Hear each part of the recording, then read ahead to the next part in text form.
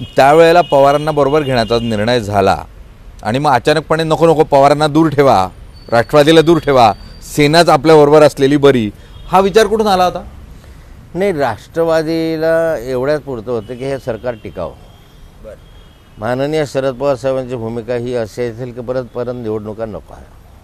कारण जर कोणी सरकार केलं नसतं तर निवडणुकांना सामोरं जावं लागलं असतं आणि परत निवडणुका कोणत्याही पक्षाला परवडण्यासारख्या नव्हत्या. मग कसं का असेल ना, निवडणुकांना सामोरं गेल्यापेक्षा सरकार राहिलं पाहिजे, पुढचा विचार आपण बघू या दृष्टिकोनातून तर सरकार त्या कालखंडामध्ये आलं. सरकार आल्यानंतर मग जेव्हा माननीय शरद पवार साहेबांनीच ही भूमिका नंतरच्या कालखंडामध्ये जाहीर केली की आम्ही तुमच्याबरोबर राहणार नाही, ते त्यांनी केल्यावर नंतर आणि त्यावेळेस मग शिवसेना आमच्याबरोबर आली, शिवसेना एकत्र आम्ही मग नंतरच्या कालखंडामध्ये सरकार स्थापन केलं. लाल मातीतली कुस्ती म्हणजे